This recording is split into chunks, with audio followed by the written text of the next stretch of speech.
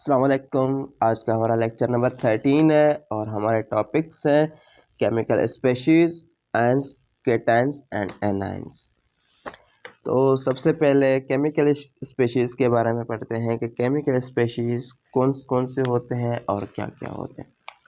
तो normally hydrogen, carbon, oxygen, nitrogen, helium, neon, sodium, chlorine, fluorine, ये सारे के सारे जो हैं वो केमिकल स्पेशीज़ कहे जाते हैं, मतलब केमिकल इक्वेशंस कही जाती हैं।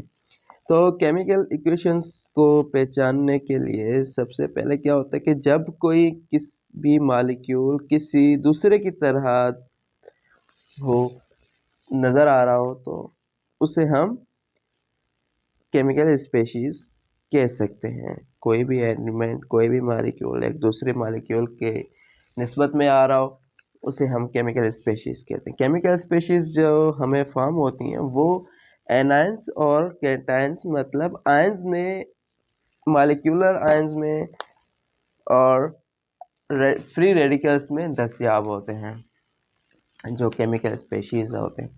तो केमिकल स्पेशीज़ नॉर्मली आयंस क्या होते हैं? तो केमिकल स्पेशीज़ हम उन्हें कहते हैं कि जब किसी भी एलिमेंट में मौजूद कोई भी मॉलिक्यूल किसी दूसरे मॉलिक्यूल की तरह जॉइंट हो, एक जैसा हो, उसी को हम आयन कहते हैं। मिसाल के तौर पे हाइड्रोजन के दो मॉलिक्यूल हो गए, नाइट्रोजन के दो मॉलिक्यूल, कार्बन के दो मॉलिक्यूल, ऑक्सीजन या फिर क्लोरीन के दो मॉलिक्यूल, ये एक जैसे स्पेशीज़ हैं, ये एक जैसी चीज़ें हैं, एक जैसी जिनसें हैं, तो इनको हम स्पेशीज़ कह सकते हैं, केमिकल स्पेशीज़। अच्छा, आयंस क्या होते हैं कि किसी भी ग्रुप, किसी भी एटम या फिर एटम का जो ग्रुप होता है, उसमें मौजूदा एटम्स की जो स्टेबिलिटी होती है, उन्हें हम आयंस कहते हैं। किसी भी एटम या फिर एटम, ग्रुप ऑफ एटम्स में मौजूद एटॉमिक चेंज को हम मॉलिक्यूल आयंस कहते हैं। मिसाल के तौर पे हाइड्रोजन पॉजिटिव नेगेटिव होता है, क्लोरीन पॉजिटिव नेगेटिव होता है, कार्बन पॉजिटिव नेगेटिव होता है, नाइट्रोजन पॉजिटिव नेगेटिव रहता है। तो इन्हीं को हम आयंस कहते हैं। किसी भी मॉलिक्यूल में मौजूद एटम्स और ग्रुप ऑफ एटम्स को आयंस कहेंगे। हमें आयंस दो टाइप्स के मिलते हैं, एनायंस और केटायंस। दो तरीके से दस्तयाब रहते हैं, एनायंस और केटायंस। तो एनायंस वो होते हैं जिसमें नेगेटिव चार्ज रहती हो। एनायंस नेगेटिवली चार्ज पार्टिकल्स को कहा जाता है, जो बेसिकली इलेक्ट्रॉन्स होते हैं। और केटायंस उन्हें कहते हैं जो पॉजिटिवली चार्ज हो, जिनके ऊपर पॉजिटिव चार्ज हो, और वो पॉजिटिवली चार्ज को हम केटायंस कहेंगे। एनायंस हमें कैसे मिलते हैं? सिंपली, जैसे मैंने आपको पहले ही बताया कि एनायंस जो हैं वो नेगेटिवली चार्ज पार्टिकल्स कहते हैं, जिनको हम इलेक्ट्रॉन्स कहते हैं। अब एनायंस हमें तब मिलते हैं कि कोई भी स्पेशी, कोई भी एलिमेंट, कोई भी कंपाउंड जब कोई इलेक्ट्रॉन गेन कर रहा हो किसी दूसरे इलेक्ट्रॉन से, अपने आउटर मोस्ट शेल के में मौजूद एक इलेक्ट्रॉन के साथ दूसरा इलेक्ट्रॉन जोड़कर वो एक जोड़ा बना रहा है, एक पेयर इलेक्ट्रॉन बना रहा है, जोड़े इलेक्ट्रॉन का जोड़ा बना रहा है, उसे हम एनायंस कहते हैं।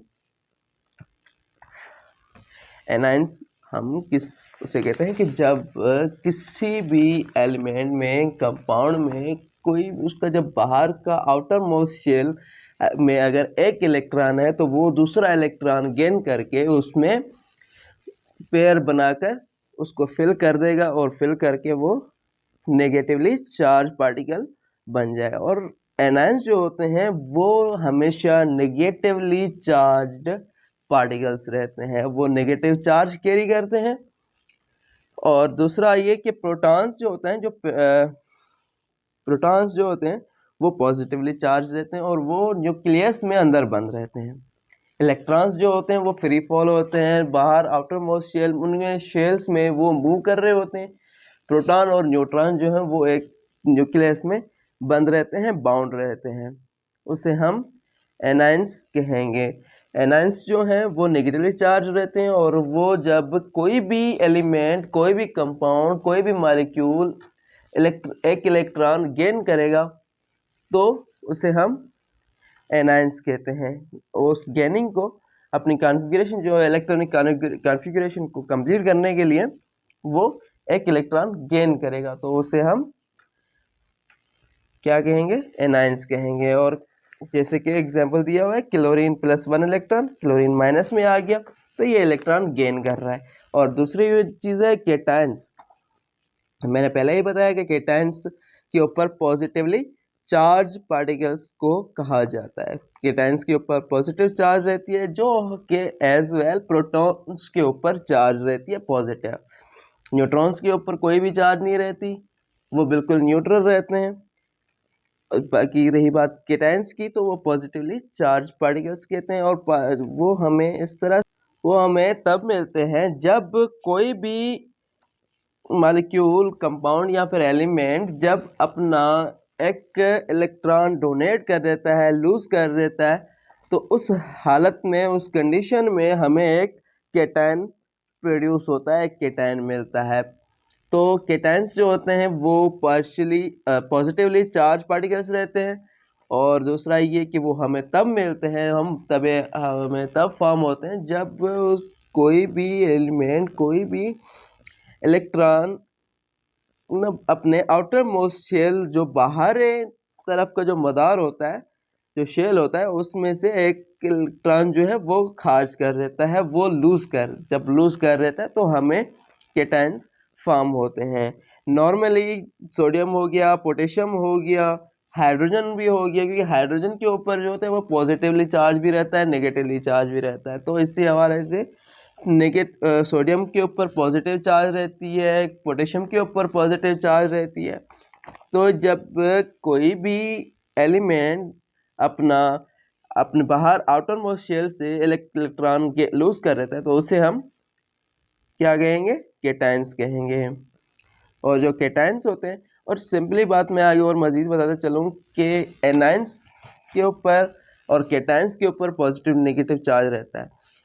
पॉजिटिवली चार्ज प्रोटॉन्स रहते हैं, न्यूट्रॉन्स के ऊपर कोई भी चार्ज नहीं रहती, किसी भी किस्म की चार्ज नहीं रहती, वो बिल्कुल न्यूट्रल होते हैं। वो सिर्फ प्रोटॉन को हेल्प करने के लिए, उनको सपोर्ट करने के लिए उनके न्यूक्लियस में मौजूद रहते हैं। फिर चाहे कितनी भी क्वांटिटी हो, 10 हो, 20 हो, 40 हो, 50 हो, इवन 100 हो, कोई फ़र्क नहीं पड़ता, लेकिन वो उनकी प्रोटॉन्स की जो स्टेबिलिटी है वो बढ़ाने के लिए, वो एक जगह पे मुकर्रर रखने के लिए उनको रखते। क्योंकि नेगेटिवली चार्ज और पॉजिटिवली चार्ज, आप लोगों को पता है कि नेगेटिव और पॉजिटिव जब मिलते हैं तो वो एक दूसरे को अट्रैक्ट करते हैं।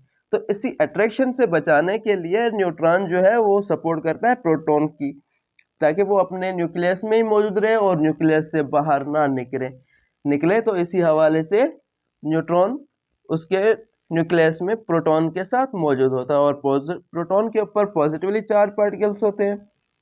जो प्रोटॉन होता है वो बेसिकली पॉजिटिवली चार्ज पार्टिकल्स होता है, और न्यूट्रॉन्स जो है वो कोई भी चार्ज कैरी नहीं करते, कोई भी चार्ज नहीं रखते। और वहीं पर इलेक्ट्रॉन जो है वो नेगेटिवली चार्ज पार्टिकल्स होते हैं। मैंने एक सिंबल बनाया हुआ है, जैसे कि प्रोटॉन जो है वो न्यूक्लियस में मौजूद रहता है, ये हाइड्रोजन का एक मॉडल है। तो इसी हवाले से प्रोटॉन जो हुई क्वांटिटी हो, जितनी भी हो, उसमें कोई फ़र्क नहीं पड़ता। हाइड्रोजन में कोई भी कोई भी न्यूट्रॉन मौजूद नहीं होता, वो बिल्कुल ज़ीरो रहता है। और इलेक्ट्रॉन जो है वो भी एक होता है और प्रोटॉन भी एक ही होता है, और हाइड्रोजन में कोई भी न्यूट्रॉन नहीं होता। इसी के साथ क्या हमारा लेक्चर कंप्लीट हो गया, और इंशाल्लाह मज़ीद कल आएंगे।